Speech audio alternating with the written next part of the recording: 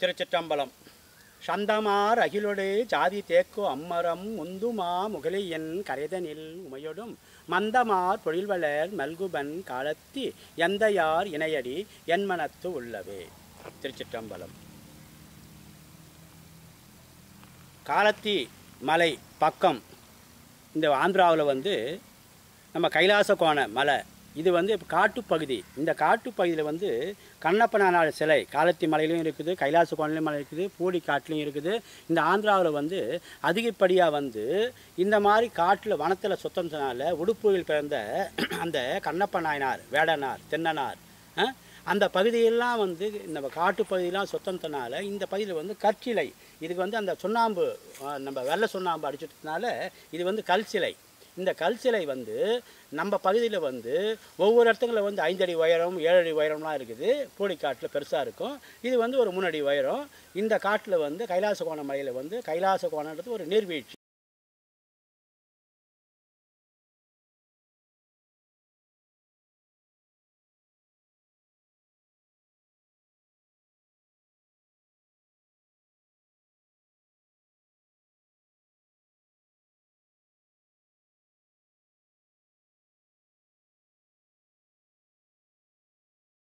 இந்த மலையில் நம்ம தெற்கெல்லாம் நம்ம கோபுரத்தில் பார்க்குறோம், நம்ம ஒரு தூணுங்களில் பார்க்குறோம். கண்ணப்பனார் கோபுரத்தில் பார்க்குறோம் இல்லையா, அந்த கண் அப்புற நிகழ்ச்சி இது கண்ணப்பர் பாருங்கள் வில் அம்பு எல்லாமே அந்த அமைப்பு எல்லா இடத்தையும் அந்த மணிமணியாக மிக அற்புதமாக சுவாமி லிங்கம் பாருங்கள் மேலே ரொம்ப அற்புதமாக இருக்கும். அதாவது இந்த அமைப்பெல்லாம் நம்ம நினச்சி பார்த்தோம்னா இந்த வெள்ளை சுண்ணாம்பு அடிச்சதுனால இந்த கல் திருமேனியில் கொஞ்சம் அந்த மணிமணியாக தெரியுது, கொஞ்சம் குறைபாடாக தெரியுது. இருந்தாலும் நம்ம அதை உள்வாங்குவோமே. அந்த காட்டு இலாக்கா அதிகாரிகள் இந்த நெல்லிக்காய் மரத்தங்கியோ இதனுடைய அமைப்பை சரி பண்ணி சுற்றி ஒரு பார்க்கு போல் ஒரு பூங்கா போல் அமைச்சு நல்லபடியாக செய்திருக்கிறாங்க. இந்த இடத்துல இந்த கைலாச கோணமலையில் நீர்வீழ்ச்சி அல்லும் பகலும் அந்தியும் சந்தியுமாக நீர்வீழ்ச்சி கொண்டு இருக்கிறது. இந்த இடத்துல பல அன்பர்கள் வழிபாடு செய்து சிவ வழிபாடு செய்து நலம் பெறுகிறார்கள். இப்போ இந்த நம்ம திருமுறை சிந்தனையை இந்த கண்ணப்பனார் பக்கத்தில் இருந்து நம்ம செய்வதற்கு நமக்கு ஒரு கொடுப்பணியாக. திருச்சிற்றம்பலம். அனைவருக்கும் என் அன்பான வணக்கம்.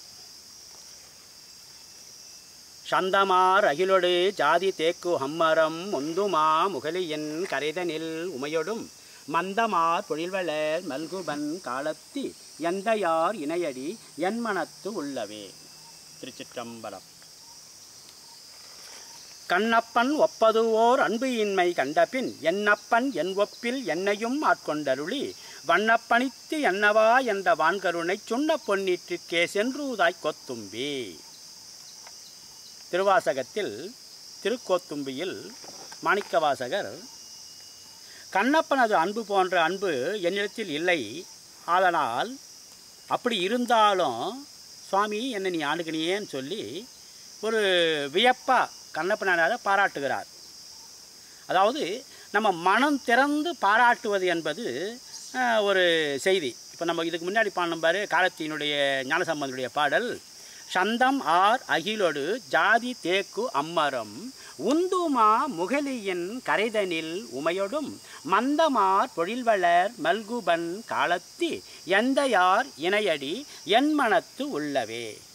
திரு ஞானசம்பந்தர் முதல் 3 திருமுறைக்கு ஆசிரியர் திரு ஞானசம்பந்தர் காலத்தி இந்த பாடலை பாடுகிறார் என்றால் சந்தன மரம், ஆர் என்றால் அத்தி மரம், அகில் மரம், தேக்கு மரம், அப்படியே நம்ம வேங்கை மரம், கோங்கு மரம், அப்படியே அந்த பாடல் வரியில் வரும். சந்தம் ஆர் அகிலோடு ஜாதி தேக்கு அம்மரம், ஜாதிக்காய் மரம், இதெல்லாம் வரிசையாக வரும். இப்படி அந்த பொன்முகலை ஆற்றுல அடிச்சுக்கின்னு வருதுன்னு சொல்லி ஞானசம்பந்தர் அந்த பாடலில் பதிவு செஞ்சிருக்கிறார். எந்தையார் இணையடி என்மனத்து உள்ளவே என்று பதிவு செய்திருக்கிறார். நம்முடைய மூளை சுகவீனம் அடையக்கூடாது. நல்ல ஒரு மேலும் மேலும் மேலும் நம்முடைய வாழ்நாளில் ஒரு வளர்ச்சி இருக்கணும். அதாவது மனம் செம்மைப்படுவது. அது எப்படி செம்மைப்படும்? இப்போ ஞானசம்பந்தர் என் மனதில் இன்னும் குறை இல்லை அப்படின்றாரு. திரு ஞானசம்பந்தருடைய பாடல் வரி அந்த அளவுக்கு நமக்கு ஒரு பக்குவத்தை கொடுக்கிறது. அந்த மனம் செம்மைப்படுவது என்பது ஏன்னா நம்ம வீட்டுங்களில் வந்து வெள்ளை அடிக்கிறோம்னா அந்த வீடு வந்து பொலிவாக ஒரு விழா நடக்குதுன்னா கோயிலுக்கு வெள்ளை அடிக்கிறோம், நம்ம வீட்டுக்கு வெள்ளை அடிக்கிறோம். அதுபோல் நம்முடைய பக்குவம் காலத்தால் வந்து பல உயர்வான நிலையங்கள்லாம் வந்து இன்றைக்கி ஒரு நவீனமான ஒரு இப்போ அலைபேசி, நம்ம உதாரணமாக சொன்னோம் அலைபேசி, இப்போ வலை ஒலி காணொலின்னு சொல்கிறோம் இல்லையா, இதெல்லாம் வந்து இன்றைக்கி உலகம் முழுமைக்கும் இணைக்குது. அந்த திருமுறை என்பது உலகம் முழுமைக்கும் அந்த காணொலியில் வலை ஒலியில் அந்த 12 திருமுறை பாடல்களும் அது சம்பந்தப்பட்ட விரிவுரைகளும் நாம் கற்று உள்வாங்க எளிமையானது. அது எளிமையாக வந்து நமக்கு சென்றடையுது தானே. இன்றைக்கி திருமுறை பாருங்கள், எத்தனை நம்ம அலைபேசியிலே வந்து எதை தொட்டாலும் வந்து அந்த 12 திருமுறையிலையும் 63 நாயன்மாருடைய வரலாறையும் அதனுடைய விரிவெல்லாம் வந்து அத்தனை அந்த நம்ம அலைபேசியிலே வந்து பதிவு செஞ்சுருக்கிறாங்க இல்லையா. இப்போது ராஜராஜ சோழன் வந்து தஞ்சாவூர் பெரிய கோபுரத்தை கட்டினாருன்னாக்கா அவருடைய மகன் கங்கை கொண்ட சோழபுரம் அவருடைய மகன் ராஜேந்திர சோழன்.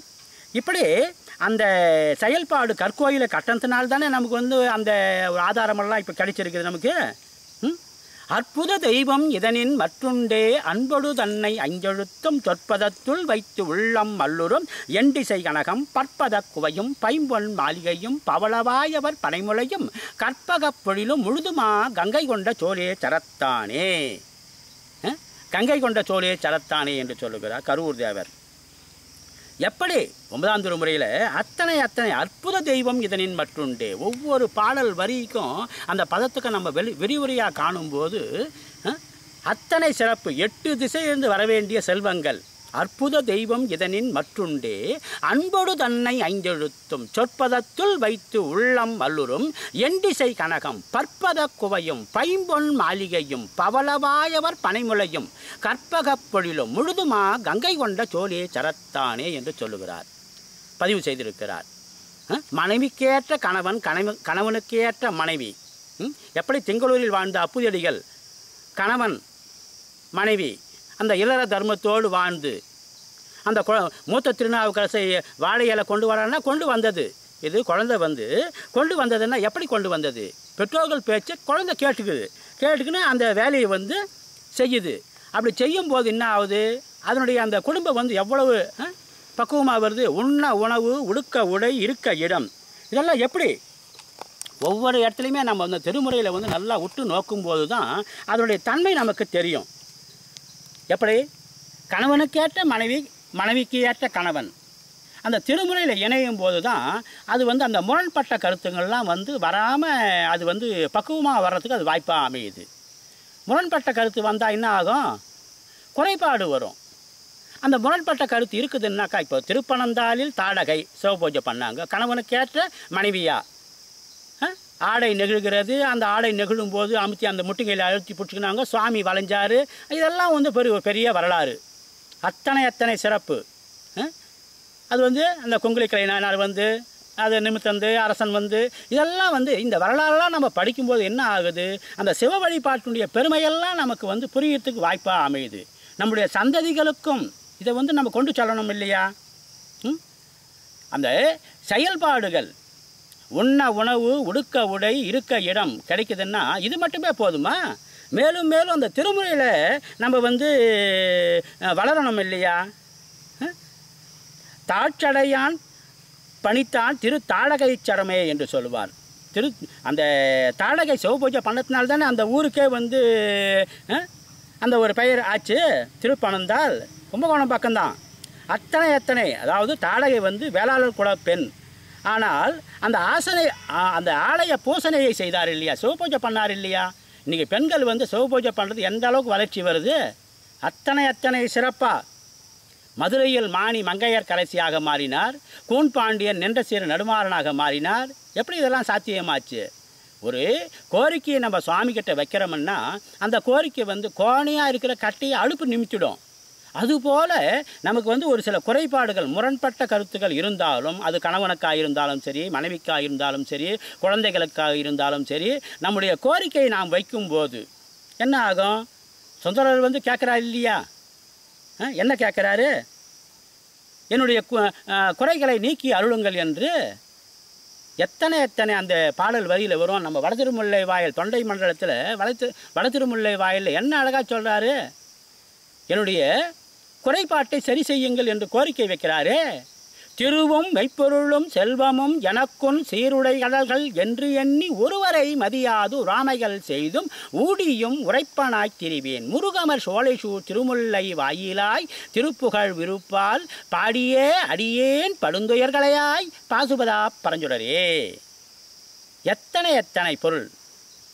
கூடியலயம் சதிப்பிழையாமை கொடியிடை உமையவள் காண ஆடிய அழகா அருமறை பொருளே அங்கனா எங்குற்றாய் என்று வாயினால் உன்னை பரவிடும் அடியேன் படுந்துயர்களையாய் பாசுபதா பரஞ்சுரரே என்று பதிவு செய்திருக்கிறார் சுந்தரர் 7ஆம் திருமுறையில். நம்ம வடதிருமுல்லை வாயல் நம்ம திருப்பாச்சூருக்கு பக்கத்தில் எத்தனை எத்தனை அருமைப்பாடுடையது. கூடியலயம் சதிப்பிழையாமை கொடியிடை உமையவள் காண, உமையம்மை காணும்படியாக சிவம் தன் செயல்பாட்டை செய்தன. இப்போ நம்ம குறைபாடு வருது, முரண்பட்ட கருத்து வருதுன்னா ஒரு கணவன் மனைவி கிட்ட இல்லை மனைவி கணவன் கிட்ட பேசணும், திருமுறையை பேசணும். அப்போ என்ன ஆகும், அந்த குறைபாடு நீங்கும். ஏன்னா நம்முடைய பெரிய பெரிய அளவில் ஒன்றும் சிந்திக்கலைன்னாலும் நம்ம திருமுறையை சிந்திக்கும் போது என்ன ஆகும், அவங்களுடைய அந்த உள்ளத்தில் என்ன இருக்குதுன்றது நமக்கு புரியத்துக்கு ஆகும் தானே. அத்தனை அத்தனை அந்த சிறப்பும் கூடிய லயம் சதிப்பிழையாமை கொடியிடை உமையவள் காண என்று சொல்லுவார். அத்தனை அத்தனை சிறப்பு. அவளிவள் நல்லூரில் அந்த மூத்தவளை பாராட்ட வேண்டும். எப்படி தனி மனித ஒழுக்கம் வந்ததே. அங்கே ஒரு பெண்ணால் அந்த அவளிவள் நல்லூர் என்பது கும்பகோணம் பக்கத்து தான். அந்த அவளிவள் நல்லூரில் அத்தனை அத்தனை சிறப்பு. அதாவது காசிக்கு போகிறாரு கணவன் காசிக்கு போகிறாருன்னா அந்த அம்மை நோயால் பாதிக்கப்படுகிறார். யார், அந்த அம்மா கல்யாணம் ஆன புதுசில் ஏதோ பிரார்த்தனை இருக்குது. கும்பகோணம் எங்கே இருக்குது, காசி எங்கே இருக்குது. இவர் நடந்து போனால் எத்தனை மாதங்கள் ஆகும், எத்தனை வருடங்கள் ஆகும். அப்படி நடந்து போய் திரும்பி வர்ற காலத்தில் இவருக்கு பெரியம்மை நோய் கண்டு, இப்போ பெரியம்மை நோய் கிருமி இல்லைன்னு சொல்லி மருத்துவர்கள் அதுக்கு தகுந்த ஒரு தடுப்பு முறையெல்லாம் கண்டுபிடிச்சி அதை இல்லாமல் ஆக்கிட்டாங்க, அந்த கிருமி இல்லாமல். அப்போல்லாம் ஒரு 100 வருஷத்துக்கு முன்னெல்லாம் பெரியம்மை நோய் வரும்னாக்கா பெரியம்மை அந்த உடம்பே தழும்பாக ஆகிடும். அந்த மாதிரி ஒரு காலகட்டம். அப்போ அந்த பெரியம்மை நோய் கண்டு அந்த அம்மா உருமாறிட்டாங்க. அப்போ என்ன ஆகுது, மனைவியின் தங்கையை தன் மனைவி என்று வாதம் செய்தார். அறியாமையில் அவரும் சிவபூஜை செய்கிற ஒரு அன்பர் தான். இருந்தாலும் அவர் என்ன சொல்கிறாரு, ஏன்னா ஒவ்வொரு வீட்டுங்களில் அக்காவும் தங்கையும் ஒரே மாதிரி இருப்பாங்க. சொல்லப்போனால் ஒவ்வொரு வீட்டுங்களில் தங்கையே 1 இன்ச்சு உயரமாக கூட இருப்பாங்க. அந்த ஒரு 2 வருஷம் 1 வருஷம் வித்தியாசம் இருந்தால் கூட தங்கை வளர்ச்சி நல்லா இருக்கும், அக்கா வளர்ச்சி கொஞ்சம் திட்டமாக இருக்கும். அப்போ என்ன ஆகுது, அக்காவும் தங்கச்சியும் பார்க்கும்போது ஒரே மாதிரி இருப்பாங்க. அப்போ திரும்பி வந்த அந்த பூசகர் மனைவியின் தங்கையை தன் மனைவி என்று வாதம் செய்கிறார். அப்போ என்ன ஆச்சு, சாட்சிநாதர் சாட்சி சொல்லுகிறார் அவளிவள் நல்லூரில். அவள் உன்னுடைய மனைவி, இவள் உன்னுடைய மனைவி இல்லை என்று அங்கே சாட்சி சொன்னார் இல்லையா. எத்தனை எத்தனை. ஏன்னா நம்முடைய செயல்பாடெல்லாம் நம்ம இந்த பூமியில் இந்த பாரத திருநாட்டில் அத்தனை அத்தனை சிறப்பான செயல்பாடு. நம்ம சரியாக கவனிக்கலாம் என்ன ஆகும், ஒரு ஆரம்ப வகுப்பு குழந்தை நல்லா பாடத்தை கவனித்தாதான் அது மேலும் மேலும் வளர முடியுது. அப்படி இல்லை கவனிக்கலைன்னா என்ன ஆகுது, கூடிய லயம் சதிப்பிழையாமை கொடியிடை உமையவள் காண ஆடிய அழகா அருமறை பொருளே அங்கனா எங்குற்றாய் என்று பாடியே அடியேன் படுந்துயர்களையாய் பாசுபதா பரஞ்சுடரே என்று சொல்லுவார். கூடிய ஏன்னா உமையம்மை தெல்லை மோதோர் ஆடிய திருவடி பல்லுயிரெல்லாம் பயின்றனாகி எண்ணில் பல்குணம் எழில் பெற விளங்கி மண்ணும் விண்ணும் வானோர் உலகம் துண்ணிய கல்வி தோன்றியும் அழித்தும் என்னுடைய இருளை ஏற துரத்தும் அடியாருள்ளத்து அன்பு மிதுர குடியாய் கொண்ட கொள்கையும் சிறப்பும் மண்ணும் மாமலை மகேந்திரம் அதனில் சொன்ன ஆகமம் தோற்றுவித்து அருளியும். மகேந்திர மலையில் வெளிப்படுத்திய ஆகமங்களை உமையம்மைக்கு உபதேசம் செய்த போது அம்மை சற்று கவனக்குறைவாக இருந்து என்ன குறைபாடு வந்தது, சிவபூஜை செய்கிற அளவுக்கு இந்த பூ உலகில் சிவபூஜை நம்ம காஞ்சிபுரத்தில் சிவபூஜை பண்ணாங்க இல்லையா, உமையம்மை இடபாகத்தில் அமைஞ்சாங்க இல்லையா, ஏன்னா மயிலினுடைய நடன காட்சி, இந்த கருமேகம் வந்தால் மயிலுக்கு கொண்டாட்டம். அப்போ என்ன ஆகும், அது வந்து அந்த மயிலினுடைய ஒரு நடன காட்சி அந்த அம்மா கொஞ்சம் கவனம் வந்து அது மேலே போகுது. அதனால தான் பாருங்கள், சொல்லும்போது சொல்லிய பாட்டின் பொருள் உணர்ந்து சொல்லுவார். சொல்கிறது மட்டுமே இல்லை, நம்ம காதில் கேட்குறது கூட அவ்வளவு அற்புதமாக நம்ம வந்து உள்வாங்கும்போது செல்வத்துள் செல்வம் செவிச்செல்வம். இந்த காது உயர்வானது, நல்ல சொல்லலாம் நம்ம காதில் கேட்கணும். என்ன ஆகும், அது இன்றைக்கி விதையாக இருக்கும், அது சரியான பருவ காலத்தில் மழை பொழியும் போது சரியான ஈரப்பதத்தில் அந்த மண்ணில் அது அந்த செடியாக மரமாக விளைச்சலாக நமக்கு விளைவை கொடுக்கும் தானே. அத்தனை ஒரு ஆரம்ப வகுப்பிலிருந்து நம்முடைய ஆரம்ப வகுப்பு, உயர்கல்வி, பட்டப்படிப்பு எத்தனை இருக்குது, அத்தனை சிறப்பு. ஏன்னா பிறப்புடையர் கற்றோர் பெரும் செல்வர் மற்றும் சிறப்புடையவர் ஆனாலும் சிச்சி இறப்பில் கடியார் நெருஞ்சோலை காலத்தி ஆழ்வார் அடியாரை பேணாதவர். உயர்ந்த கல்வி படித்தா மட்டும் போதாது, கற்றோர் நல்ல உயர்ந்த கல்வி, பிறப்புடையர் கற்றோர் பெரும் செல்வர் மற்றும் சிறப்புடையவர் ஆனாலும் சிச்சி இறப்பில் கடியார் நெருஞ்சோலை காலத்தி ஆழ்வார் அடியாரை பேணாதவர். அதாவது வழிபாடு செய்கிறவங்களை வந்து நம்ம வந்து மதிக்கணும் அப்படின்ற ஒரு எண்ணம் நமக்கு வந்து வரணும். இறை வழிபாடு செய்வது என்பது அவ்வளவு உயர்வானது. பல ஆண்டோர்கள், சான்றோர்கள், அருளாளர்கள், பல பெண்பால் புலவர்கள் வாழ்ந்த நாடு நம்மளுடைய நாடு. மிகவும் புனிதமான மண். அகில உலகத்தில் நம்ம நாடு வந்து இப்போது ஒரு சில அன்பர்கள்லாம் நம்ம பேசுவோம், வெளிநாட்டுக்கெல்லாம் வந்து இன்ப சுற்றுலா போயிட்டு வருவாங்க. அவங்க 6 மாதமோ 3 மாதமோ வந்து அவங்க வந்து அதுக்கு விசா வாங்கிக்கின்னு போகிறாங்கன்னாக்கா, அப்பா எங்கள் ஊரில் எத்துமே எனக்கு விட்டுடுப்பா அப்படின்வாங்க. எப்படி போதும், இன்னும் 4 இருந்தால் கூட வேண்டாம், சுற்றி பார்த்ததெல்லாம் போதும், எங்கள் ஊரில் எத்துமே என்னை விட்டுடுவோன்னு சொல்லுவாங்க. யார் வெளிநாட்டுக்கு போனவங்க, இன்ப சுற்றுலாவாக போனவங்க கூட ஏன் நம்ம நாட்டுக்கு வந்துடுறாங்கன்னா, இந்த மண்ணுடைய மகிமை. 63 நாயன்மார்கள் பிறந்த மண் நம்ம மண். 27 திருமுறை ஆசிரியர்கள். நம்ம மதுரை சோமசுந்தர கடவுள், பிறப்பும் இல்லை இறப்பும் இல்லை சிவபெருமானுக்கு இல்லையா. மதுரை சோமசுந்தர கடவுள் எத்தனை அருமைப்பாடுடைய செயல்பாடு. இதெல்லாம் நம்ம உள்வாங்கும்போது பாத சிலம்பொலி காட்டிய பண்பும் என்று சொல்லுவார் திருவாசகத்தில். அது என்ன பாத சிலம்பொலி காட்டிய பண்பும்? இப்போ நம்ம ஒளியுமா நம்ம இப்போ பார்த்துங்கிறோமே அலைபேசியில், எத்தனை சிறப்பு. அலைபேசியில் வந்து வலையொலியாக வருது இல்லையா, காணொலியாக வருது இல்லையா. இன்றைக்கி உலகம் முழுமைக்கும் வந்து எப்படியெல்லாம் வந்து அந்த காணொலி வந்து நமக்கு பயன்படுது. நல்லதெல்லாம் இழுத்துப்போமே, நம்ம உள்வாங்குவோமே. அப்போ என்ன ஆகுது, நம்முடைய சந்ததிகளுக்கும் இதை முன் மாதிரியாக அத்தனை சிறப்பாக. ஏன்னா நம்முடைய செயல்பாடு குழந்தை வளரும் போதே வந்து இப்போ சுந்தரர் வந்து சின்ன குழந்தையா தெருவில் வந்து தேர் உருட்டி விளையாடும் போது அரசனே நான் இந்த குழந்தையை வளர்த்துக்கிறேன்னு சொல்கிறாரு. எத்தனை அருமைப்பாடுடையது. அந்த அதாவது விளையும் பயிர் முளையில் தெரியும் என்று சொல்லுவார்கள். அத்தனை சிறப்புடையது. அந்த சிறப்பான செயலெல்லாம் நம்ம வந்து உள்வாங்கும்போது தேற்றினான் எயிறு கல்வி தொழிலுடை அரக்கன் தன்னை தேற்றுவான் சென்று சொல்ல சிக்கென தவிரும் என்று வீட்டினை உடையன் ஆகி வெடுவெடுத்து எடுத்தவன் தன் ஆற்றலை அழிக்க வல்லார் அவளைவள் நல்லூராரே. அவளைவள் நல்லூரில் சொல்லுவார், அழகாக சொல்லுவார். தீய சக்தி வந்து போகும். எப்படி போகும்? எப்படி நம்ம ஒரு பொருளை வேட்டவியில் போடுறப்பன்னு என்ன ஆகுது, அந்த பொருள் சாம்பல் ஆகுது இல்லையா. அதான் அதில் அந்த தீய சக்தியினுடைய ஒரு ஆற்றல் வந்து அழியும். அதம்பழத்து உருவு செய்தார் அவளைவள் நல்லூராரே என்று சொல்லுவார். அதம்பழம்னா இந்த அத்திக்காயை வந்து சமைக்கிறவங்க அருவாமனில் அறிய மாட்டாங்க. பெண்கள் வீட்டில் பாருங்கள், குண்டாங்கல் எடுத்து நெருக்குவாங்க. அதுபோல் அதம்பழம் என்றால் அத்திக்காய் பழம். அதான் அத்திக்காயாகட்டும் அத்தி பழமாக இருக்கட்டும், சமைக்கும்போது குண்டாங்கல் எடுத்து நெருக்குவாங்க. அதுபோல் அந்த தீய சக்தியை சுவாமி ஒடுக்குவார்.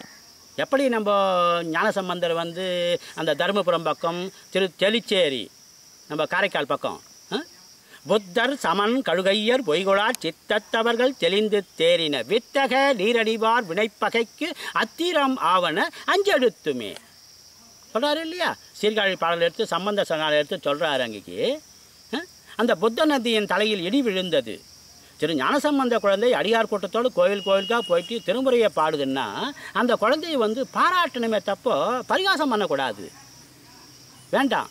ஏன்னா பாருங்கள், நம்ம பகுதியெல்லாம் இந்த தொண்டை மண்டலமெல்லாம் வந்து இப்போ கண்ணப்பனாருடைய ஒரு சிறப்பு. நம்ம புத்தூருக்கு பக்கத்தில் வந்து கைலாச கோணை, இந்த கைலாச கோணையில் வந்து கண்ணப்பனாருடைய சிலை கல் திருமேனி பக்கம் பக்கமாக காலத்திலையும் இருக்குது, கைலாச கோணையிலையும் இருக்குது, நம்ம பூடிக்காட்டிலையும் இருக்குது. எத்தனை அந்த உடுப்பூரில் பிறந்த கண்ணப்பனாருடைய செயல்பாடெல்லாம் நம்ம கவனிக்கும் போது எப்படியெல்லாம் இதெல்லாம் வந்து நமக்கு அத்தனை அந்த அன்பு கலந்த ஒரு ஞானசம்பந்தர் எப்படி சொல்கிறாரோ, இணையடி காலத்தி பெருமானுடைய இணையடி என் மனதில் இருக்கும்போது எனக்கு ஒன்றும் கவலை இல்லையான்னு சொல்கிறார் இல்லையா. அதுபோல் பரிவுடை தந்தை கண்டு பைந்தடை கை கொண்டோச்ச வருந்துளி முத்தம் அந்தாய் வாய் முத்தம் கொள்ள மாட்டே. எத்தனை அருமைப்பாடுடையது. திருமுறையில் 12ஆம் திருமுறையில் சேக்கிழார் பெருமான் அழகாக சொல்கிறாரு அந்த அன்பை பற்றி. ஏன்னா ஒரு கல்யாணத்துக்கு நம்ம வந்து பத்திரிக்கை எழுதுனா கூட அந்த பத்திரிக்கை அடிக்கும் அந்த அச்சகத்தில் அன்பும் அறனும் உடைத்தாயின் இல்வாழ்க்கை பண்பும் பயனும் அது நம்மளை கேட்குறதே இல்லை. அவங்க பாட்டுக்கும் முதல் போட்டு விட்றாங்களே அந்த கல்யாண பத்திரிக்கையில்.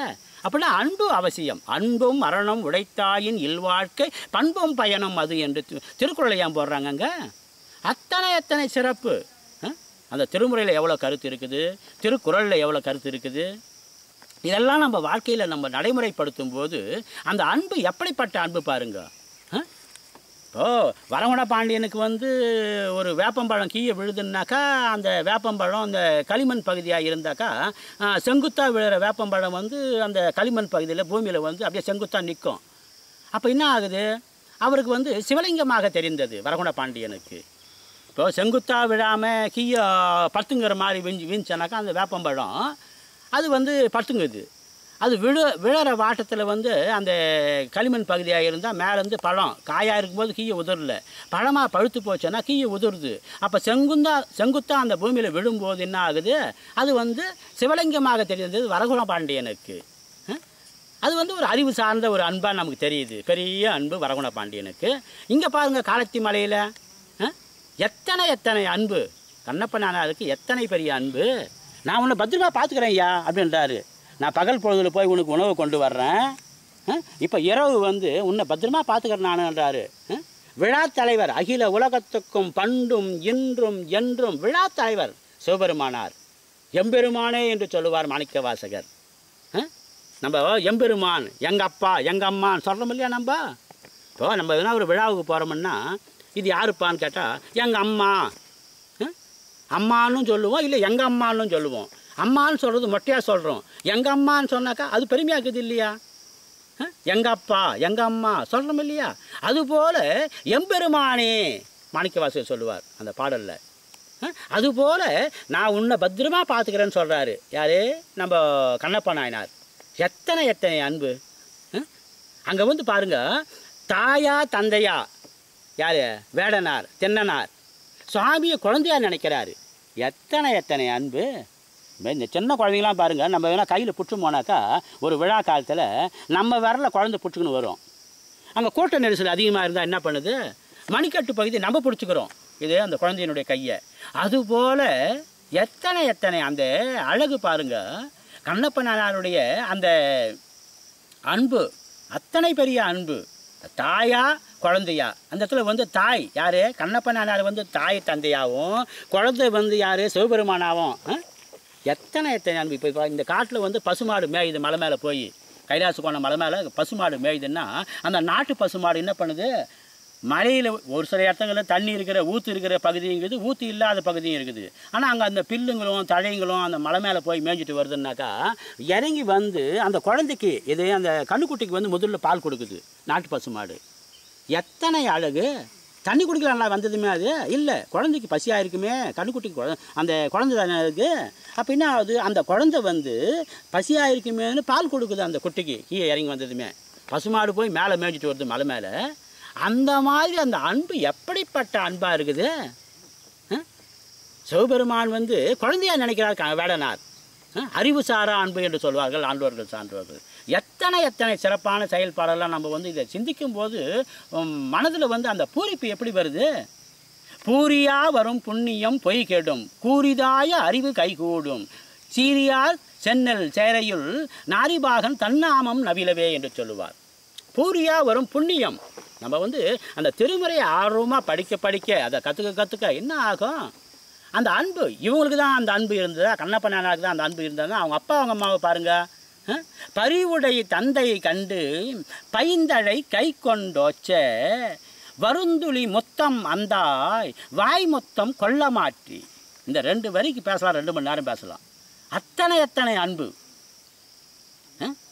அதாவது காட்டுவாசிங்க அவங்கெல்லாம் வந்து அந்த காட்டில் வந்து ஒரு சில இதுவுகள்லாம் வந்து வளர்ப்பாங்க. எதை வளர்ப்பாங்க? நாய் வளர்ப்பாங்க காட்டுவாசிங்க.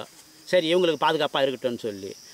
அதுபோல் அந்த புலிக்குட்டி அவங்க வந்து சின்ன குட்டி புலிக்குட்டியை வளர்க்குறாங்களாம். இது கண்ணப்ப வேடனார், நாகன், தத்தை அந்த குடும்பம். இப்போ என்ன ஆகுது? அப்படி வளர்க்கும்போது அந்த புலி வாயில் கை விடுது குழந்தை.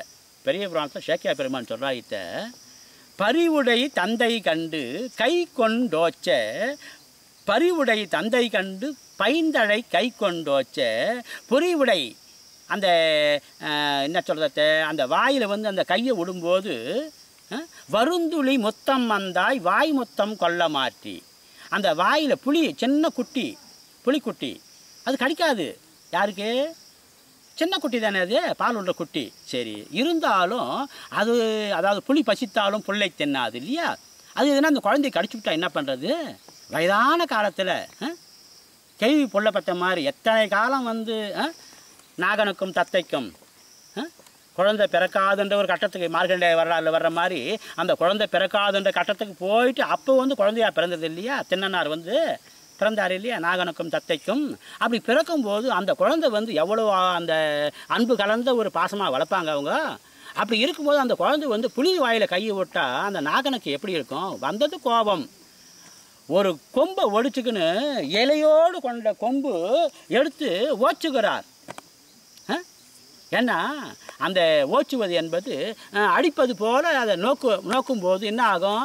அது வந்து இலை இருந்தால் கொஞ்சம் அந்த உதை வந்து கொஞ்சம் அடிக்கும்போது வந்து அந்த வலி இருக்காது இல்லையா?